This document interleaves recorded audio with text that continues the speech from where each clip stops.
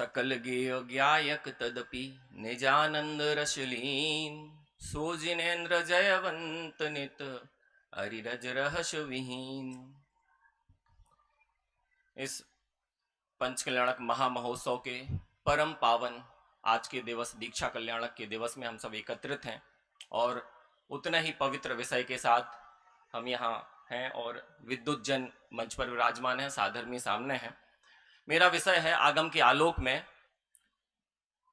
जिन चैत्र और चैत्यालय का स्वरूप।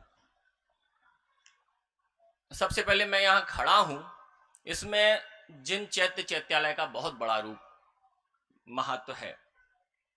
यदि जिन चैत्र चैत्यालय नहीं होते तो यह पंच कल्याणक प्रतिष्ठा महोत्सव नहीं होते और हमें यह संगोष्ठी करने का अवसर नहीं मिलता।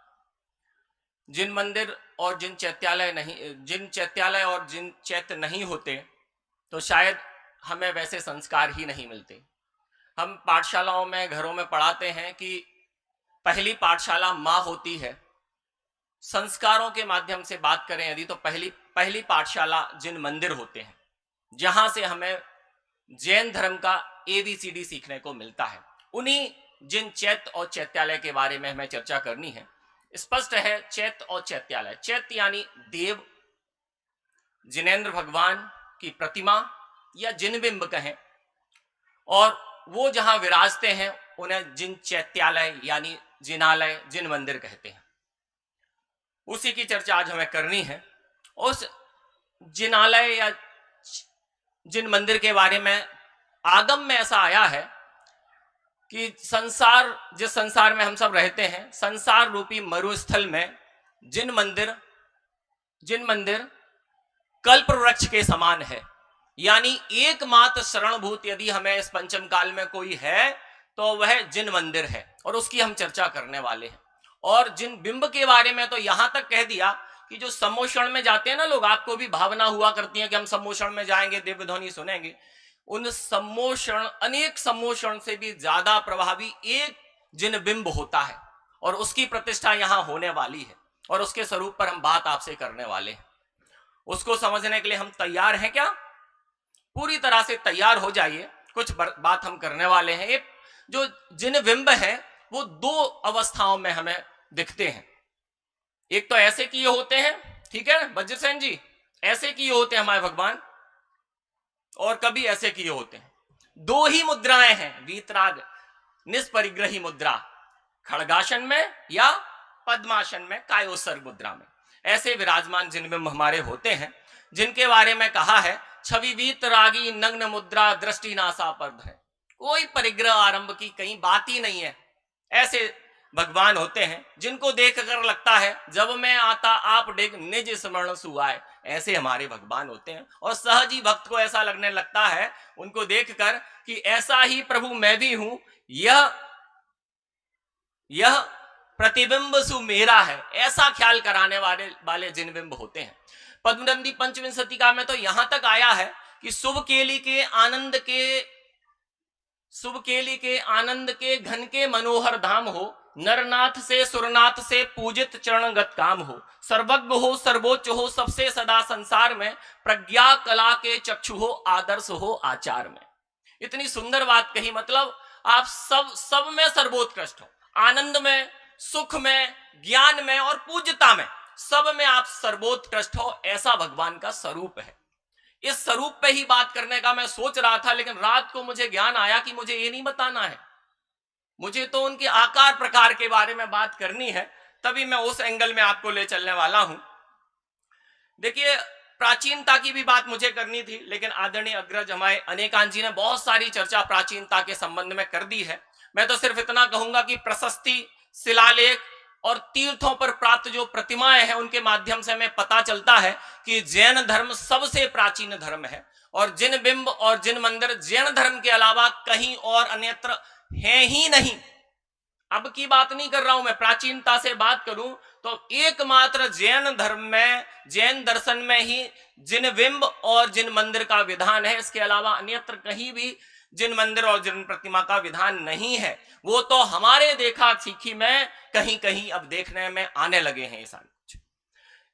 एक और बात मैं आपसे कहना चाहता हूं इन जिन बिंबों को समझने से पहले, जिनालयों को समझने से पहले इनको दो भागों में हम बांट सकते हैं। एक तो जो हमें प्रत्यक्ष में दिखने वाले कृत्रिम जिनालय हैं, जिनकी हम पूजन भक्ति करते हैं। अभी और हमारा मंदिर पहले छोटा था, बड़ा हो रहा है, वो भी एक जिन मंदिर बन रहा है। ऐसे कई सारे मंदिर इस भारत देश में, क्या विदेशों में भी हजारों जिन मंदिर हैं जिनकी पूजन दर्शन भक्ति आदि हम किया करते हैं। इसके अलावा दूसरी ओर हम देखें अकृत्रिम जिनालय, जो हमें ये बताते हैं कि हमारी धरोहर इनमें ही सीमित नहीं है, हमारी धरोहर अनादिकाल से अनंत काल तक की है और उसमें अनेक जिनालय हैं। कितने जिनालय हैं? अकृत्रिम, जिन्हें किसी ने नहीं, कृत्रिम यानी जिन्हें बनाया गया है, हम आप में से किसी ना किसी ने कभी ना कभी बनाया है, वो कृत्रिम जिनालय। और अकृत्रिम जिनालय जिन्हें किसी ने नहीं बनाया है, वो अनादिकाल से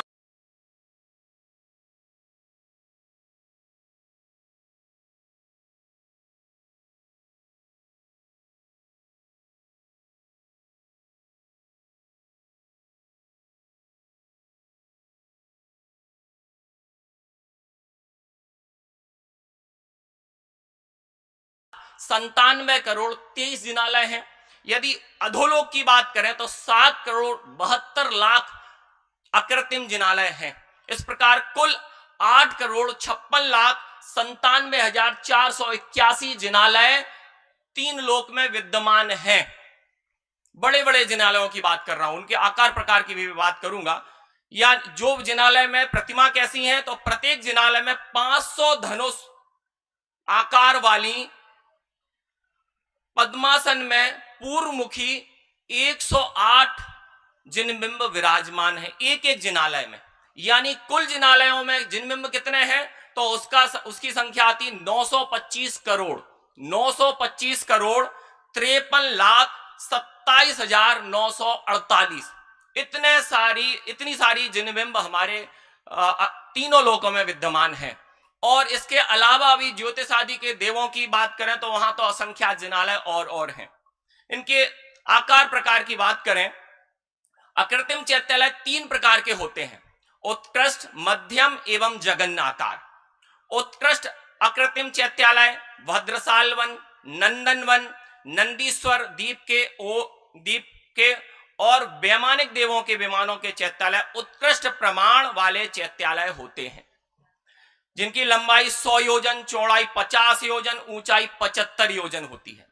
चैत्यालय के द्वारों की भी ऊंचाई 16 योजन होती है। एक योजन में कितने कोस होते हैं? 1000 कोस।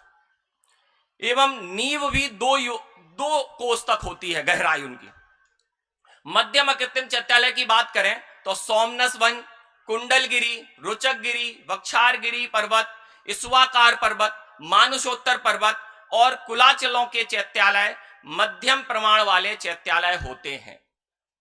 इनकी लंबाई 50 योजन, चौड़ाई 25 योजन, ऊंचाई 37.5 योजन की होती है और द्वारों की ऊंचाई 8 योजन की होती है। इसके अलावा में जघन्य की बात करें तो जघन्य चैत्यालय की व्यवस्था पांडुक वन स्थित चैत्यालय जघन्य चैत्यालय है, जिसकी लंबाई 25 योजन, चौड़ाई 12.5 योजन और ऊंचाई 19.25 योजन की है। द्वारों की ऊंचाई 4 योजन की है। इस प्रकार से इसका आकार प्रकार की बात हुई। इन 3 प्रकार के अलावा भी और चैत्यालय होते हैं। एक कोस के चैत्यालय जो विजयाद पर्वत, जम्मू वृक्ष, सालवली वृक्ष पर स्थित हैं। और इसके अलावा असंख्यात जिनालय होते हैं जो ज्योतिष आदि के शुद्र चैत्यालय जिन्हें बोलते हैं। अवशेष ये सारे जिनालय भवनवासी के भवनों एवं व्यंतरों के आवासों में अपने अपने योग्य आकार के हिसाब से पाए जाते हैं, जो कि सारे केवली के ज्ञान के गम्य हैं। इस प्रकार से ये सारा वर्णन त्रिलोक सार के आगम के आलोक में किया गया है। ये सारा वर्णन वहां से मिलता है। 978 से 982 तक की गाथाओं में इसका वर्णन है। कुल मिलाकर ये सारे आकार हमें ये बताते हैं कि जैन धर्म अति प्राचीन अनादि अनंत धर्म है। इसमें जिनालय शुरुआत से रहे और अनंत काल तक रहने वाले हैं। इन जिनालयों से हम अपने दर्शन करके आत्मा साधें, ऐसी मंगल कामना के साथ ओम नमः शिवाय। हेलो, बहुत बहुत धन्यवाद जैन धर्म और जैन परंपरा में ही जिन मंदिर वास्तव में है, ऐसी बात आपने रखी। सब इसका कोई प्रामाणिक सिद्ध भी किया जा सकता है क्या कि जैन दर्शन में और जैन परंपरा, जैन संस्कृति में ही ये मंदिर बनाने की परंपरा है प्राचीन, और लोगों ने हमसे अनुसरण किया है, ऐसी कोई बात?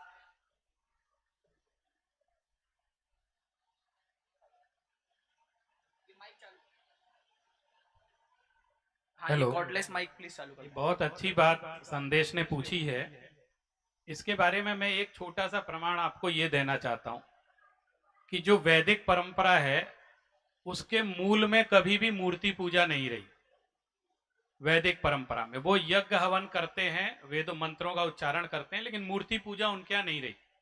और आपने सत्यार्थ प्रकाश नामक ग्रंथ का नाम सुना होगा, जो स्वामी दयानंद सरस्वती ने लिखा, और वो आर्य समाज के प्रवर्तक है। आर्य समाज आज भी मूर्तियों को नहीं मानता है।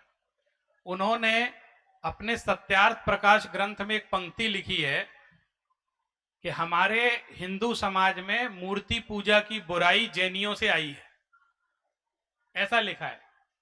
इससे ये पता चलता है कि मूल में मूर्ति पूजा, मंदिर, चाहे आप हड़प्पा सिविलाइजेशन, सिंधु घाटी की सभ्यता, आप कहीं भी देखेंगे वहां कायोत्सर्ग युक्त वृषभ की रचना मिली है। और एक डॉक्टर रामाचंद्रन, बहुत बड़े इतिहासकार, उन्होंने कहा कायोत्सर्ग जो आसन है वो एकमात्र जैन संस्कृति में पाया जाता है, किसी संस्कृति में पाया नहीं। इसलिए सबसे प्राचीन प्रमाण यदि मूर्ति पूजा और मंदिर का है तो वो जैन परंपरा का ही है। इसके कई प्रमाण हमारे पास उपलब्ध। वाह, ये हमारे लिए गौरव का विषय है। इसके अलावा एक और बात है कि वो यदि दूसरे धर्म में मूर्ति पूजा की बात करें तो कौन होगा, वो किसकी मूर्ति बनाई जाएगी, क्योंकि जो भी है वो बहुत काल के नहीं है। तो एक प्रमाण ये भी है कि हमारे तो तीर्थंकरों की अनादि अनंत परंपरा चली आई है, अन्यत्र ऐसी भी बात नहीं देखने को मिलती है। बहुत सुंदर।